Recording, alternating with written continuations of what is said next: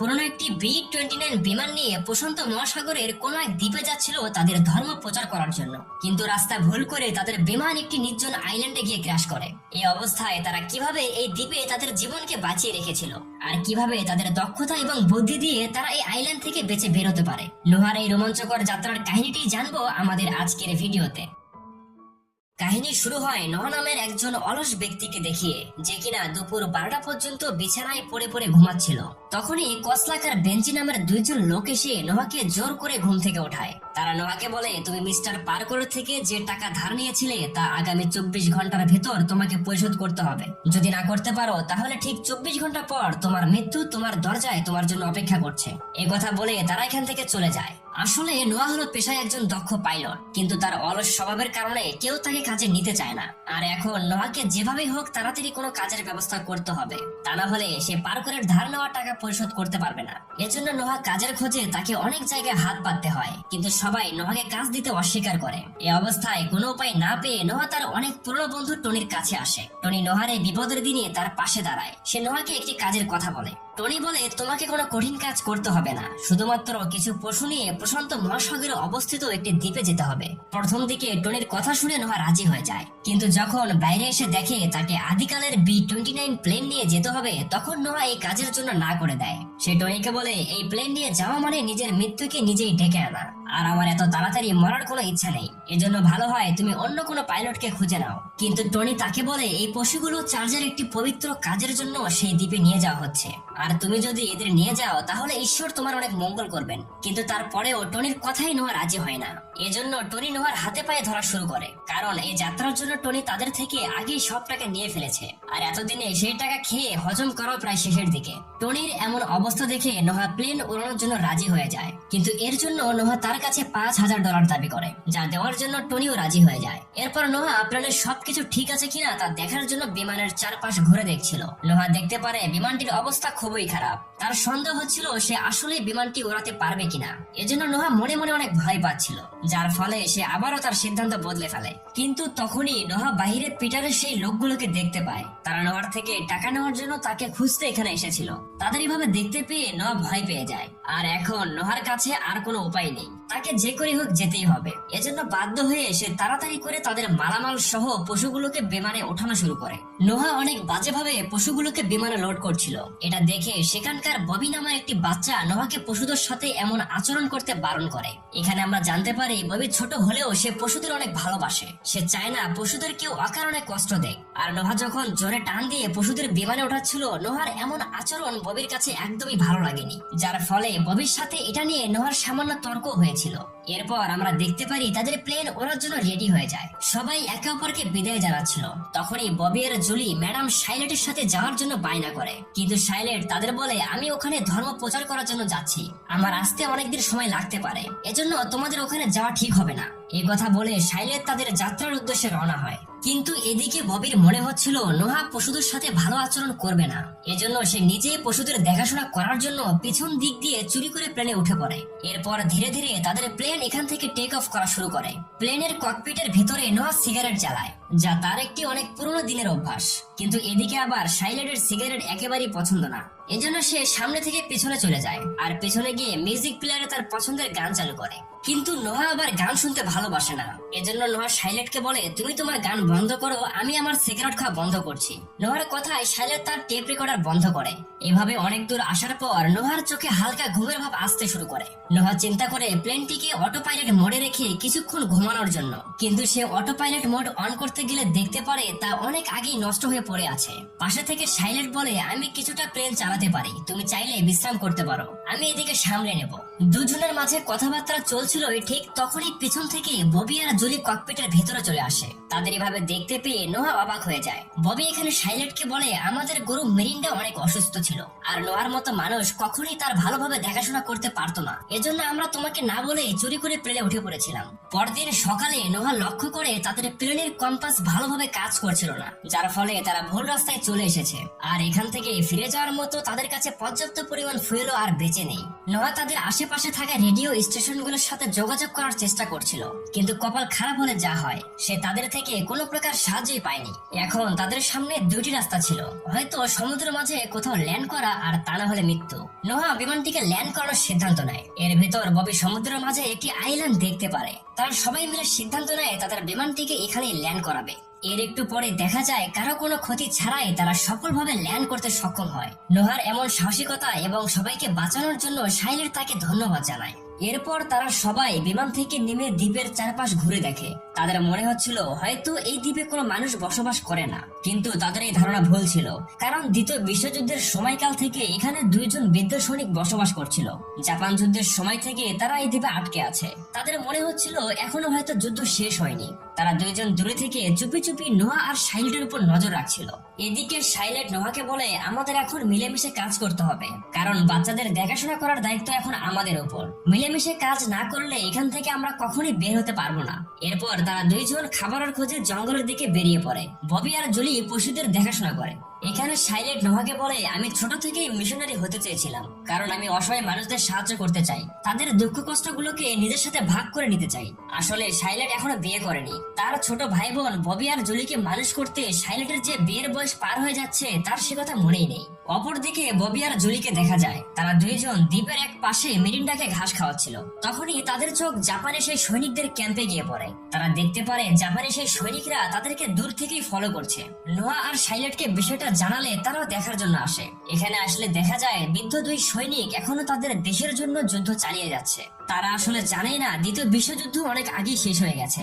বৃদ্ধ দুই সৈনিকের এমন অবস্থা দেখে সাইলেট সিদ্ধান্ত নেয় তাদের সবকিছু বুঝিয়ে বলবে। যুদ্ধ অনেক আগেই শেষ হয়ে গেছে, কিন্তু নোহা সাইলেটের কথায় রাজি হয় না। নোহা মনে করছিল সৈনিক দুইজন তাদের উপর আক্রমণ করতে পারে। নোহার কথা মতো ঠিক এমনটাই হয়। সৈনিক দুইজন রাইফেল নিয়ে তাদের উপর আক্রমণ করার জন্য আসে, কিন্তু আফসোস তাদের এই আক্রমণে তারা সফল হতে পারে না, কারণ তাদের জং ধরা বন্দুকগুলো এখন আর কোনো কাজের ছিল না। এই সুযোগে নোহা তাদের উপর ফ্লেয়ার গান দিয়ে হামলা করে। সৈনিক দুইজন ভয় পেয়ে লেজ গুটিয়ে এখান থেকে পালিয়ে যায়। কিন্তু এদিকে সাইলেটের নোহার এমন আক্রমণাত্মক ব্যবহার একদমই পছন্দ হয় না। সে চায় বিষয়টিকে শান্তিপূর্ণভাবে সমাধান করতে। এজন্য সাইলেট নোহাকে বলে সেই সৈনিকদের ক্যাম্পে যাবে তাদের সাথে কথা বলার জন্য। কিন্তু সাইলেটের কথায় নোহা রেগে যায়। সে বলে, এখন তোমরা সবাই আমার কমান্ডের আন্ডারে আছো, আমি যা বলবো তোমাদের তাই করতে হবে। নোহা সবাইকে বিমানে ফিরে যাওয়ার জন্য বলে। এরপর রাতের বেলা সাইলেট বাচ্চাদের ঘুম পাড়িয়ে জঙ্গলের মাঝে আসে নোহাকে খোঁজার জন্য। এখানে সে নোহাকে বলে, আমরা সবাই এই দ্বীপে কয়দিন বেঁচে থাকবো জানি না, এজন্য আমার মনে হয় জীবনের এই বাকি সময়টুকু আমাদের মিলেমিশে কাটানো দরকার। সকালের খারাপ ব্যবহারের জন্য সাইলেট নোহার কাছে ক্ষমা চায়। নোহা নিজেও সকালে তাকে অনেক কথা বলে ফেলেছিল, এজন্য সে নিজেও সাইলেটের কাছে ক্ষমা চায়। এরপর সাইলেট নোহাকে বলে, তুমি এখন কিছুক্ষণ গিয়ে বিশ্রাম করো, এতক্ষণ আমি পাহারা দিচ্ছি। সাইলেটের কথায় নোহা বিশ্রাম করার জন্য চলে যায়, কিন্তু নোহা জানতো না সাইলেটের মাথায় অন্য কোনো পরিকল্পনা চলছিল। পরদিন সকালে নোহা সাইলেটকে কোথাও দেখতে পাচ্ছিল না। তার মনে হচ্ছিল হয়তো জাপানের সেই সৈনিকরা সাইলেটকে কিডন্যাপ করেছে, কিন্তু ঘটনা এর একেবারে উল্টো। সাইলেট নিজ ইচ্ছায় সেখানে যায়। আসলে সাইলেট অনেক ধার্মিক হওয়ার কারণে তার মনে হতো মানুষকে কথার দ্বারা সবকিছু বোঝানো সম্ভব, আর এখানেও সে ঠিক এমনটাই করে।